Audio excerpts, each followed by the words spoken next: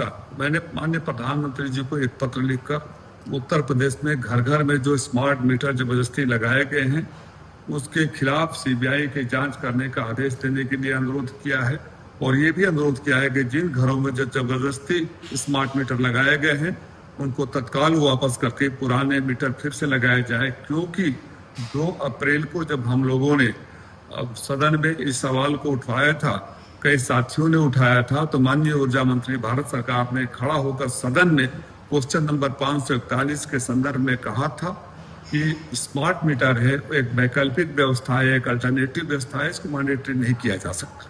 जब भारत सरकार का गाइडलाइन था ये वैकल्पिक व्यवस्था है तो इसको जबरदस्ती घरों में लोगों की इच्छा के विरुद्ध क्यों लगाया गया। मैं पार्लियामेंट की सबऑर्डिनेट कमेटी ऑन लेजिस्लेशन का मेंबर भी हूँ। मैंने वहां भी ऊर्जा सचिव को तलब करवाया था और उनसे भी जब पूछा कि ये बिल अधिक क्यों आ रहा है तो उनके पास कोई जवाब नहीं था। उन्होंने कहा ये आपने कहा है तो मैं टेक्निकल टीम से जांच करवा लूंगा। टेक्निकल टीम से जांच करवाना एक अलग बात है, टेक्निकल टीम से अब तो जांच होनी चाहिए, लेकिन मुझे लगता है कि अगर इसकी क्रोनोलॉजी को समझेंगे तो पहले विद्युत वितरण कंपनियों को प्राइवेट हाथों में बेचे जाने की बात शुरू हुई। उसके बाद अचानक ये स्मार्ट मीटर भारत सरकार के गाइडलाइन के खिलाफ जबरदस्ती घरों में लगवाए जाने लगे। जब स्मार्ट मीटर घरों में लगवाए जाने लगे तो लोगों ने अनुभव किया कि बिल 2 गुना और 3 गुना आने लगे। इसके पीछे साजिश ये हो सकती है कि पहले स्मार्ट मीटर लगा के स्मार्ट मीटर बनाने वाले और लगाने वाले कंपनियों को हजारों करोड़ों का फायदा पहुंचाया जाए। उसके बाद जिन प्राइवेट कंपनियों को विद्युत वितरण व्यवस्था को बेचा जाएगा उनको भी करोड़ों हजारों करोड़ रुपया का फायदा पहुंचाया जाए और अपना हिस्सा लिया जाए वहां से। मैं ये जानना चाहता हूं कि घर घर में डकैती की योजना किस लेवल पर लगा है, किसने इसको साजिश किया है।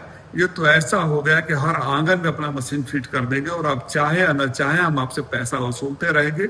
एक गरीब जो दिन भर मेहनत करके शाम को अपना खाना भी अपने घर में पहुंचा पाए या न पहुंचा पाए, सब्जी खरीद पाए या न करा पाए, घर में बेकार लोगों को इलाज करा पाए या न कर पाए, लेकिन प्रीपेड का खत्म होते ही आप नहीं देंगे तो बिजली काट दी जाएगी। ये अमानवीय है, ये अत्याचार है। ये दिन दहाड़े लगातार लोगों पर डकैती करने की एक साजिश है और इस साजिश के खिलाफ जो उत्तर प्रदेश में जगह जगह पर आंदोलन चल रहा है, मैं उन सारे लोगों के साथ हूँ और इस लड़ाई को सड़क से सदन तक हम लोग लड़ेंगे। मैं माननीय मुख्यमंत्री उत्तर प्रदेश सरकार से भी अनुरोध करता हूँ कि अगर ये आपके संज्ञान में नहीं हुआ है तो आप ही अपने स्तर से जांच करवाइए कि कैसे हुआ कि पहले प्राइवेट कंपनियों को विद्युत वितरण व्यवस्था बेचे जाने की बात हुई, उसके बाद ये जो लोग ये मैं एक और जानकारी देना चाहता हूँ। ये जो स्मार्ट मीटर है एक एक्स आर्मी मैन की कंपनी है पुणे में, उनके पास इसका पेटेंट है।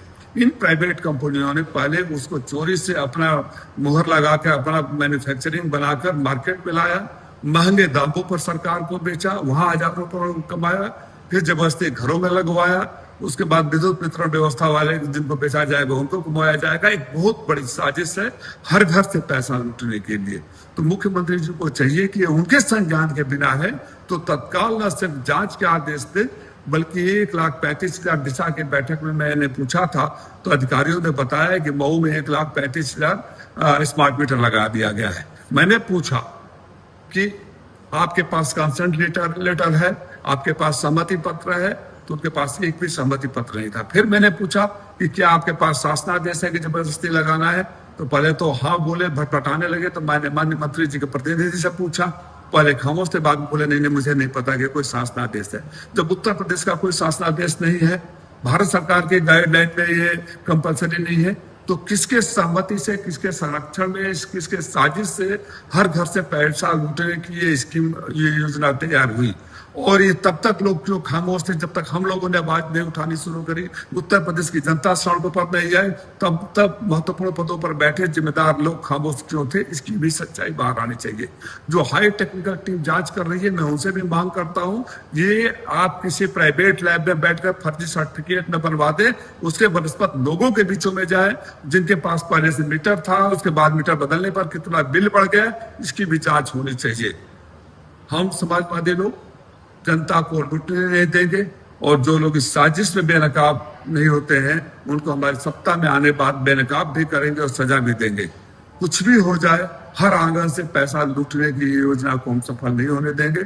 मैं जनता को पुनः भरोसा देता हूं कि इस लड़ाई में हम सब आपके साथ हैं और इस लड़ाई को हम सड़क से सदन तक आपके लिए लड़ते रहेंगे। साजिश करने वालों को भी बेनकाब करेंगे, लूटने वालों को भी बेनकाब करेंगे और जब मौका आएगा तो उनको सजा भी देंगे। धन्यवाद।